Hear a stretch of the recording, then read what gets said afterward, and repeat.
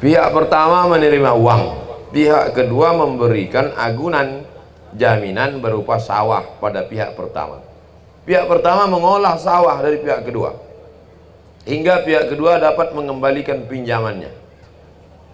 Itu apa pertanyaannya? Apa hukumnya penggadaian yang dipraktikkan oleh masyarakat Minangkabau? Buya Maududi punya sawah, lalu kemudian Buya Maududi menggadaikan sawahnya kambuh. Lalu kemudian pihak pertama menerima uang, pihak kedua memberikan jaminan berupa sawah. Pihak pertama mengolah sawah dari pihak kedua hingga pihak kedua dapat mengembalikan pinjaman. Kullu qardin jarra naf'an fahuwa riba. Setiap pinjaman kalau mengambil manfaat, maka manfaatnya itu riba. Kalau ambo meminjam sapi, lalu ambo perah sapi, susu sapi, maka susu sapinya itu riba. Barang jaminan tak boleh awak manfaatkan. Kullu qardin jarra naf'an fahuwa riba. Setiap pinjaman kalau mengambil manfaat, riba. Imam Hanafi, Imam Abu Hanifah sangat halus dalam masalah pinjaman itu. Suatu ketika Imam Hanafi bertamu ke rumah orang. Imam Hanafi bertamu ke rumah orang itu pernah meminjam. Imam Hanafi bertamu ke rumah orang, di depan rumah orang itu ada pohon nan rindang. Lalu kemudian Imam Hanafi tagak sih, tapi tidak di bawah pohon kayu itu. Ditanya oleh orang, Hanafi, yo, manga tagak angin di bawah cahaya matahari, kenapa tidak berlindung di bawah pohon kayu di depan rumah dia? Kata Imam Hanafi, dia ada meminjam ke saya. Kalau saya berteduh di bawah pokok kayu depan rumahnya, berarti saya mengambil manfaat. Kullu qardin jarra naf'an fahuwa riba. Pinjaman kalau awak mengambil manfaat, maka awak kena riba. Orang yang kena riba, 5 hukumnya. Yang pertama, bangkit dari kubur, bantu orang dan bangkit kerasukan setan. Alladzina ya'kuluna riba, orang yang makan riba. La yaqumuna illa kama yaqumul ladzi yatakhabbathu syaitanu minal mas. Bangkit dari kubur macam bangkit dari kerasukan setan. 2, orang yang makan riba doanya tak dikabulkan Allah Subhanahu wa taala. Mana dalilnya? Rajulun as'as aghbar. Ada orang yang rambutnya kusut dan berdebu. Yaruddu yamaihi las sama. Tangannya diangkatnya ke langit berdoa, ya Rabb, ya Allah, tapi doanya tak dikabulkan Allah. Manga Allah tidak mengabulkan doanya? Mata'amuhu haram, makanannya haram. Malbasuhu haram, pakaiannya haram. Wa ghudhiya bil haram, makanan haram, minuman haram, pakaian haram, gara-gara makan riba, doa tidak dikabulkan Allah. Yang ketiga, makan riba. Sepiring nasi, sepiring katupek gulai paku, tapi dari riba, maka berubah menjadi setetes darah. Sepiring ayam, gulai, ikan panggang menjadi darah. Setetes darah masuk ke tangkai jantung, dari jantung naik ke otak anak awak yang dikasih di pondok pesantren makan riba, di sekolah agama makan riba, di sekolah makan riba, gara-gara piti dan awak agih dari riba, maka otaknya menjadi hitam. Bapak ibu hafal ayatnya, nasiyatin kadzibatin khati'ah. Kenapa otak menjadi hitam? Gara-gara makan riba. Nangka ampe ayyuma lahmin, setiap daging di badan, nabata min haramin, kalau tumbuh dari yang haram, fannaru aula bih, setiap makanan awak berubah menjadi darah, dari darah menjadi daging, dari daging menjadi tulang, maka darah, daging, tulang awak dari haram gara-gara makan riba. Nang kalimo, ibadah haji awak, umroh awak indak diterima Allah Subhanahu wa taala. Barangkek ke Makkah, labbaik Allahumma labbaik, labbaik la syarika lak labbaik. Apa jawab malaikat? La labbaik wala sa'daik. Kau tak dapat haji mabrur, zaduka haram, karena berangkat dengan uang haram. Itulah maka banyak haji hajah indak ada perubahan. Pai haji ke Makkah pulang sama saja. Dek apa? Gara-gara berangkat dengan uang riba. Heran saya tengok Pak Haji itu Pak Ustaz, tak ada perubahan. Dulu sebelum berangkat haji bercelana pendek, kini tidak berserawa sama sekali. Mudah-mudahan Allah selamatkan awak dari riba kok. Amin. Apa benar tasawuf itu bid'ah? Mohon penjelasannya. Tasawuf itu isinya 3. Nampak tamo takhalli, mengosongkan hati dari nan kotor-kotor, menghilangkan hati dari sombong, menghilangkan hati dari riya, menghilangkan hati dari takbur, menghilangkan, namanya takhalli, mengosongkan hati. Setelah hati kosong dari nan jaik, nan buruk, nan da elok, barulah tahalli, diisi dengan zikir, diisi dengan ridha, diisi dengan tawakal, diisi dengan qanaah. Setelah hati berisi, barulah nan ketiga tajalli. Tajalli artinya Allah memberikan cahaya makrifah ke dalam hati seorang hamba. Dari mana datang tahalli, tahalli, tajalli ka? Dari firman Allah Subhanahu wa taala, wa nafsi wa ma sawaha, demi jiwa manusia dan penciptaannya, fa alhamaha fujuraha wa taqwaha. Allah berikan 2 jalan, jalan fujur, jalan ndak elok, jalan takwa, jalan nan elok. Qad aflaha man zakkaha, beruntung orang yang mensucikan hatinya. Faqad khaba man dassaha, rugi dan sia-sialah orang yang mengotori hatinya. Jadi tasawuf itu berasal dari Quran dan sunnah Nabi Muhammad sallallahu alaihi wasallam. Tapi tasawuf sunni, tasawuf yang ahlus sunnah, tasawuf dari kitab Ihya Ulumuddin. Ihya Ulumuddin Imam Abu Hamid Al-Ghazali meninggal 505. Kalau ingin baca kitab tasawuf, baca kitab tasawuf Ihya Ulumuddin, baca kitab tasawuf Al-Lumah Imam At-Tusi, baca kitab tasawuf Qud Al-Qulub Abu Talib Al-Makki, baca kitab tasawuf Ar-Risalah Al-Qusairiyah. Itu kitab tasawuf sunni. Jangan baca tasawuf nan indak mengamalkan syariat. Orang sembayang di masjid taram, inyo di rumah.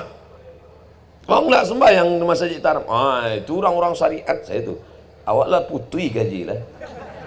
Sampai hakikat. Asy-syari'atu bila haqiqatin batilah, wal haqiqatu bila syari'atin atilah. Hakikat tanpa syariat batil, syariat tanpa hakikat sia-sia. Oleh sebab itu tidak bisa dipisahkan antara syariat dengan hakikat. Maka orang yang mengaku sudah ikut tasawuf tapi meninggalkan syariat Nabi Muhammad SAW, maka batil, tak diterima Allah Subhanahu wa taala. Bagaimana kalau dia punya karamah? Buya kami, ustaz kami hebat Pak Ustaz. Apa kata Imam At-Tusi? Idza ra'aitar rajul, kalau kau lihat ada orang yatiru fil hawa, bisa terbang di atas awan, yamsi 'alal ma, berjalan di atas air, la taghtar, jangan tertipu.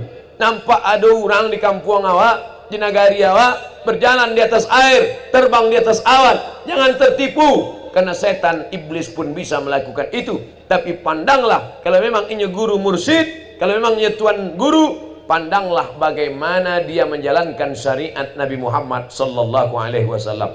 Syekh Sulaiman Ar-Rasuli, pengamal tarekat Naqsabandiyah, Perti, Persatuan Tarbiyah Islamiyah. Di antara Perti ini ada unsur namanya tarekat. Tarekat dalam Perti adalah tarekat Naqsabandiyah. Pergi ke pesantren Candong, tanya keluarga Syekh Sulaiman Ar-Rasuli, apa pernah Syekh Sulaiman Ar-Rasuli meninggalkan syariat? Tidak. Itu ada lagi Tuan Guru Zakaria Labaisati, mursyid tarekat Naqsabandiyah. Syekh Zakaria Labaisati tidak pernah meninggalkan syariat Nabi Muhammad sallallahu alaihi wasallam. Syekh Burhanuddin Ulakan yang lebih tua daripada itu, Syekh Burhanuddin Ulakan, mursyid tarekat Sattariyah, sanadnya sampai kepada Syekh Abdullah Sattari. Syekh Burhanuddin Ulakan mengambil tarekat Sattariyah dari Syekh Abdul Raub As-Singkili. Syekh Abdul Raub As-Singkili mengambil dari gurunya sampai kepada Syekh Abdullah Sattari dari India. Syekh Abdullah Sattari sanadnya sampai kepada Sayyidina Ali. Sayyidina Ali sampai ke Nabi Muhammad sallallahu alaihi wasallam. Nabi ke Jibril, Jibril ke Allah, tetap tidak meninggalkan syariat. Maka siapa yang meninggalkan syariat, mengaku sampai kepada hakikat, maka bukan umat Muhammad sallallahu alaihi wasallam. Ini perlu diketahui. Maka ambo pribadi ikut mengamalkan tasawuf, tapi tasawuf sunni, bukan tasawuf falsafi, bukan tasawuf nazari, bukan tasawuf yang meninggalkan syariat.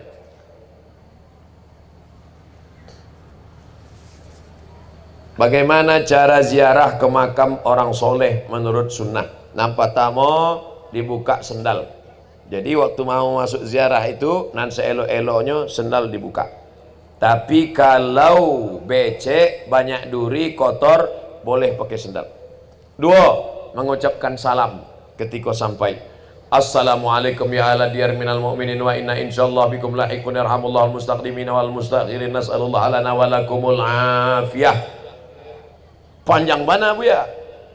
Adonan pendek? Aduh, Assalamualaikum ya alal kubur. Itu untuk bagi pemula. Bapak ibu yang punya duit, buatkan baleho segadang niko. Assalamualaikum ya alal diyar minal mu'minin wa inna insyaallah bikum lahiqun yarhamullahu al-mustaqdimin wal mustakhirin nas'alullah lana wa lakumul afiyah. Indak para dua do gambar ambo di situ.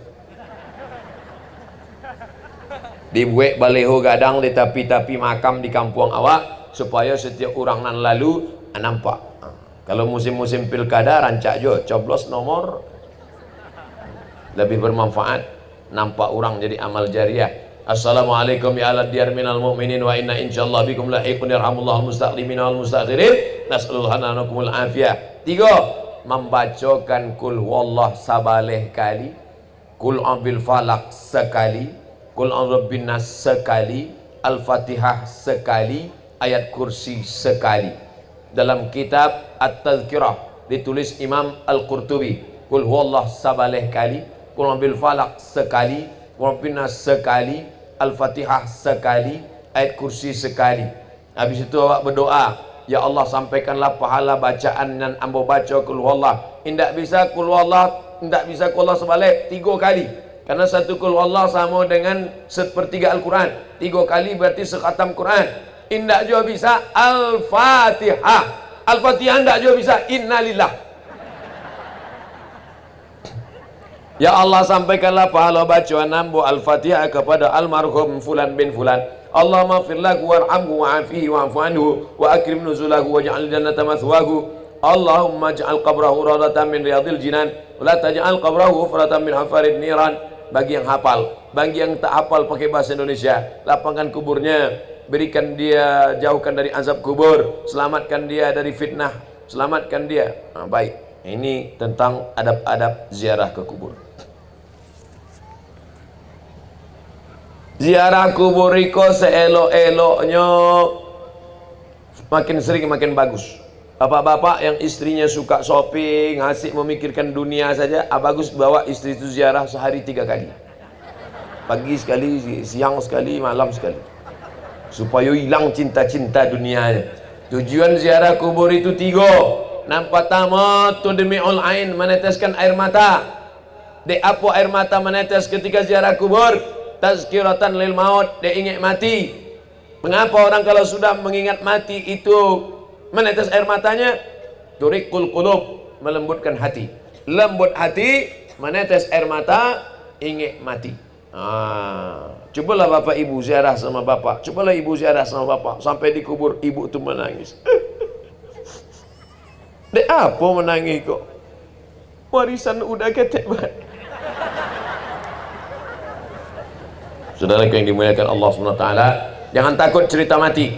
Ini banyak ibu-ibu kalau bapak cerita mati takut, ibu pula kalau cerita mati bapak takut. Yang penting kita pikirkan apa yang awak bawa sesudah mati. Mudah-mudahan kita mati dalam keadaan husnul khatimah. Boleh ndak pindah mazhab? Ambo sedangkan mazhab nanado saya ndak taluk dia boleh.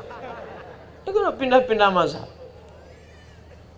Sedang berpindah ke lain hati aja susah. Apa boleh pindah mazhab?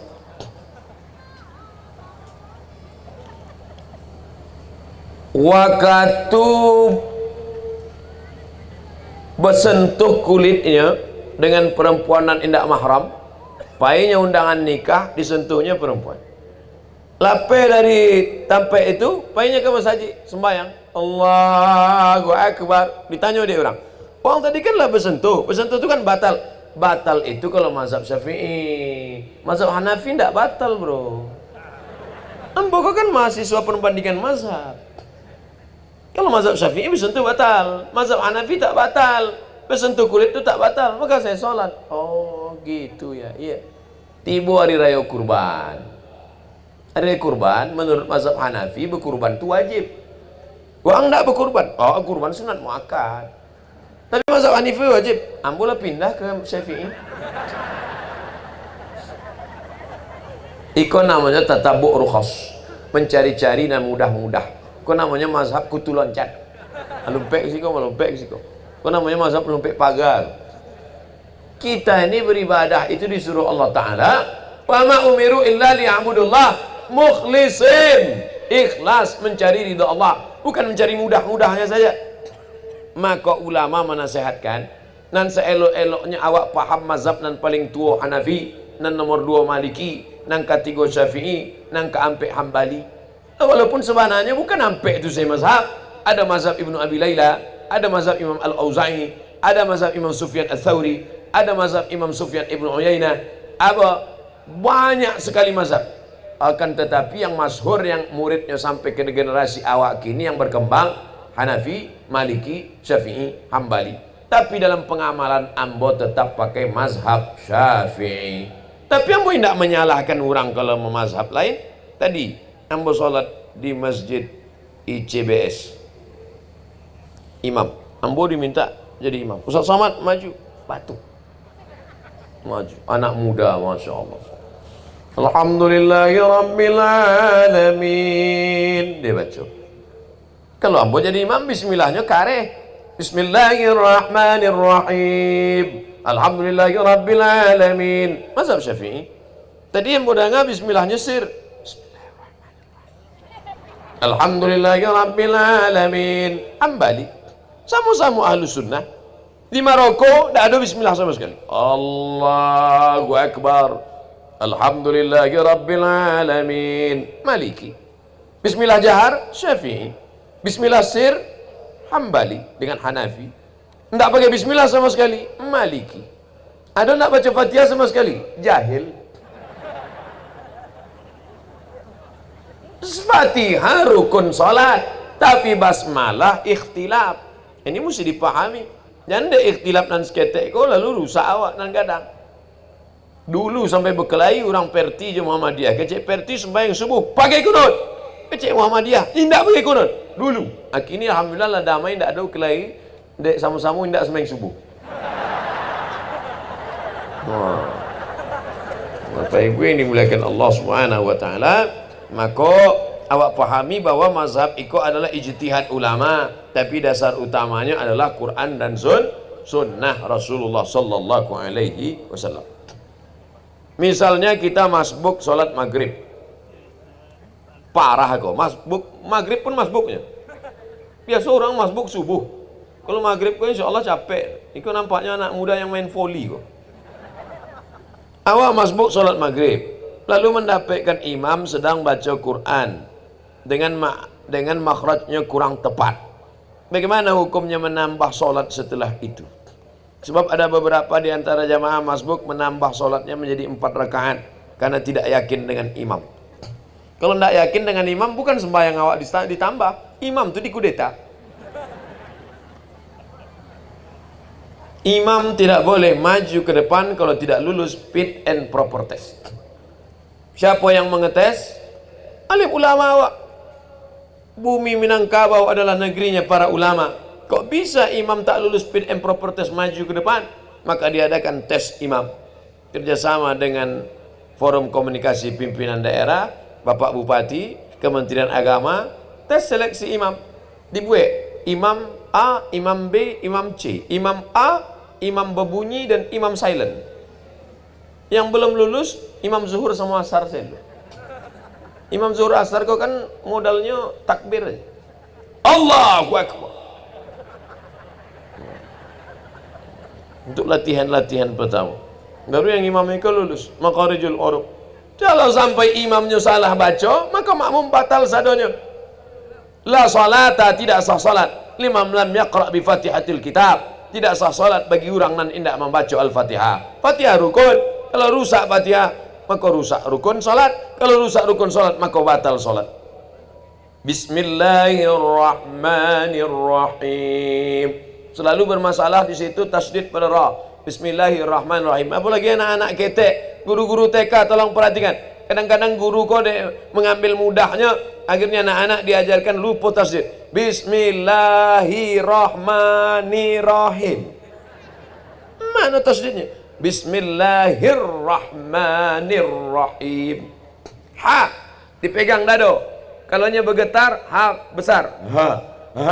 Kalau ndak ada getar, ha kecil. Tapi guru gosok gigi dulu. Bismillahi, ha besar. Rah, ha kecil.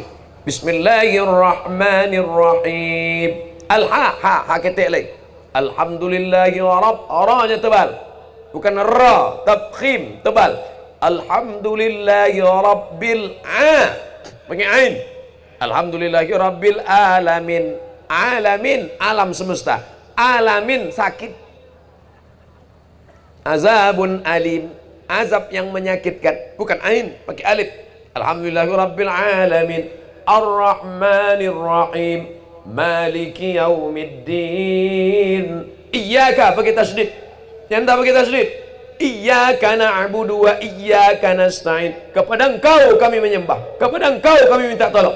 Kalau dibaca tak pakai tasydid, iyyaka na'budu wa iyyaka nasta'in. Kepada matahari kami menyembah.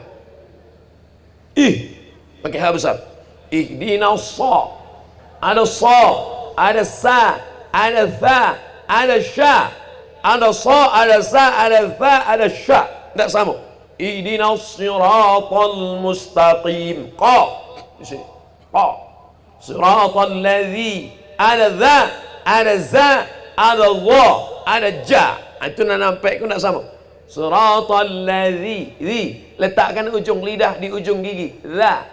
Ibu-ibu, bapak-bapak, letakkan ujung lidah di ujung gigi. Dha. Permisi Ustaz. Apa? Gigi tinggal di rumah. Siratal ladzina an'amta alif an'amta alaihim ghairil maghdubi alaihim waladdallin. Amin. Ini balik awak makharijul huruf. Andai imam itu tak tepat sampai menyebabkan batal, maka makmum bukan menambah tapi mufaraqah. Mufaraqah artinya memisahkan diri dari imam. Pernahkah sahabat memisahkan diri dari imam? Ya. Karena imamnya tak betul, maka sahabat mufaraqah, memisahkan diri dari imam. Mudah-mudahan imam-imam awak, imam-imam yang lulus fit and proper test. Amin. Bagaimana kalau di masjid dekat rumah kita terdapat kuburan? Apakah harus diruntuhkan? Bagaimana kalau di masjid dekat rumah kita ada kuburan? Apakah harus diruntuhkan masjidnya? Atau gimana Ustaz?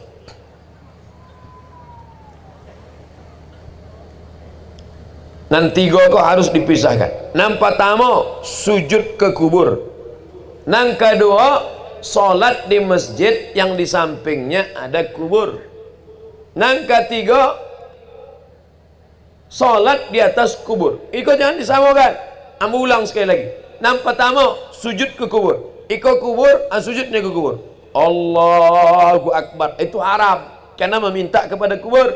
Nang kedua solat di masjid, tapi di samping masjid itu ada kubur, maka tak masalah. Karena di samping Masjid Husain di Kairo depan Al-Azhar ada masjid. Di samping masjid itu tapi ada dinding. Di samping masjid itu ada makam kepala Sayyidina Al-Husain. Masjid Said Badawi. Ini masjid tapi ada dinding. Di samping itu ada makam Masjid Imam Syafi'i di Mesir. Di samping masjid itu ada makam Imam Syafi'i, tapi ada dinding. Maka kalau ada dinding penghalang atau ada jalan, maka boleh solat, masjidnya tak perlu diruntuhkan. Lalu yang kata Nabi, janganlah kamu solat kalau ada kubur. La'anallahu al-yahud wan nasara. Allah melaknat Yahudi, Allah melaknat Nasrani. Ittakhadhu qubur anbiya'ihim masajid. Mereka merubah kubur menjadi masjid. Itu yang tak boleh. Abdul Somad meninggal. Setelah Abdul Somad meninggal sekian tahun, lalu atas kubur ini diratakan, dibangun masjid di atasnya.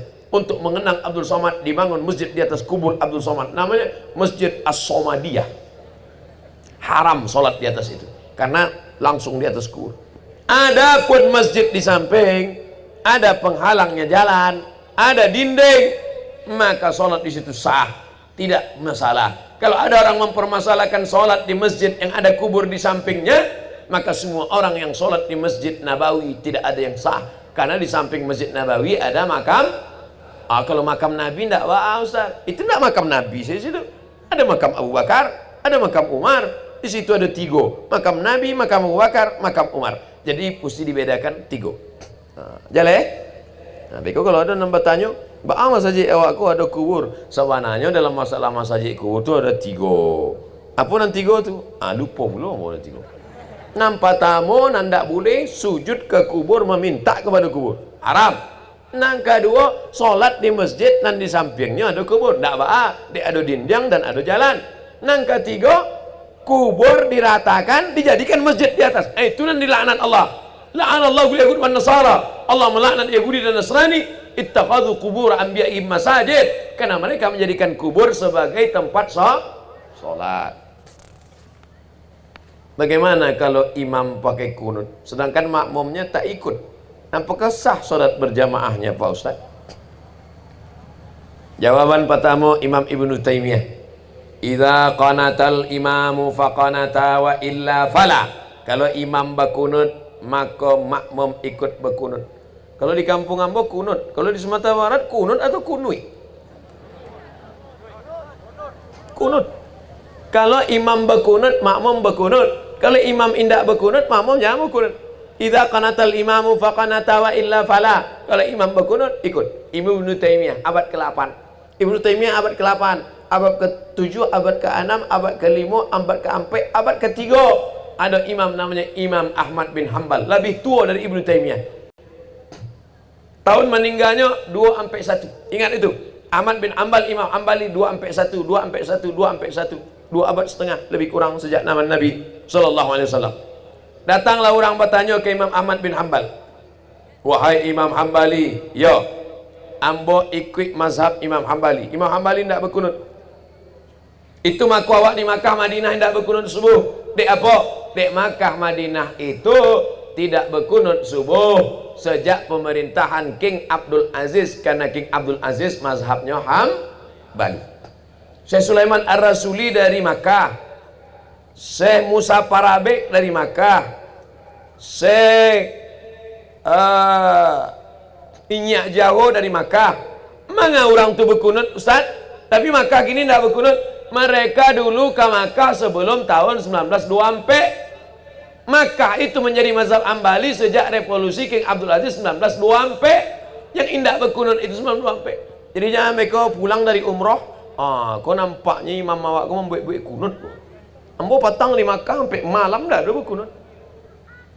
Makkah tidak berkunut sejak 1924. Sebelum itu pakai mazhab Syafi'i. Oleh sebab itu pakai mazhab Syafi'i, pakai kunut. Kalau tidak pakai mazhab Hanbali, datang orang menjumpai Imam Hanbali, "Wahai Imam Hanbali, ya, ambo subuh tidak pakai kunut." Bagus, kata Imam Hanbali. Bagaimana kalau ambo bermazhab Hanbali, imam ambo mazhabnya Syafi'i?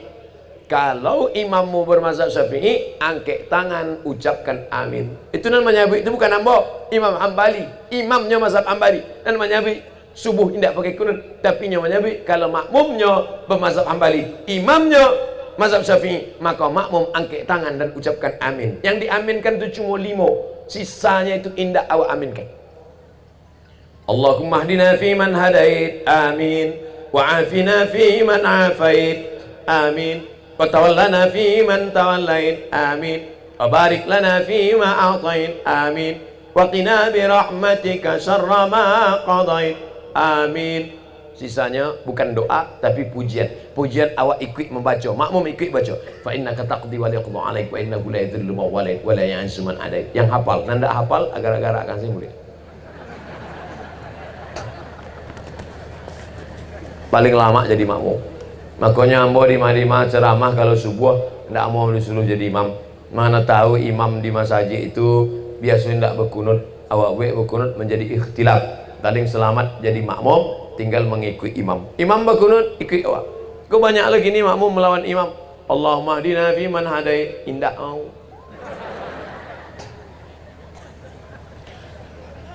Ambo jadi imam di masjid, ceramah di masjid Muhammadiyah sampai tahun.